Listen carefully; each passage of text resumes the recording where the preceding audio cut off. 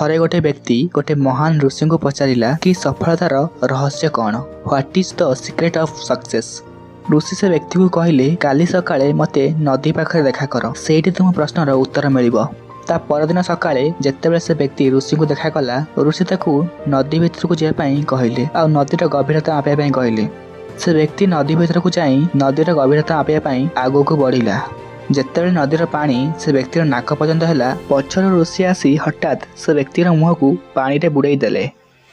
से व्यक्ति बाहर को जाय पई छटपट हैला, बहुत चेष्टा कला बाहर को जाय पई, किंतु ऋषि बहुत स्ट्रांग थिले। ऋषि से व्यक्ति को बहुत समय पानी भितर बुड़ाई रखिले। किछि समय परे ऋषि से व्यक्ति को छाड़ी देले। आ से व्यक्ति जल्दी पानी भितरु मुह को बाहर करी जल्दी जल्दी निश्वास नेला।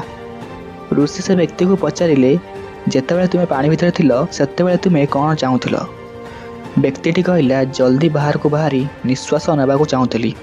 ऋषि कहले एइटा तुम प्रश्नर उत्तर। जेतेबेले तुमे सफलता को सेतिके तीव्र इच्छा रे चाहिबो, जेतिके तीव्र इच्छा रे तुमे निश्वास नेबा को चाहुथिलो, तो तुमको सफलता निश्चय मिलिबो।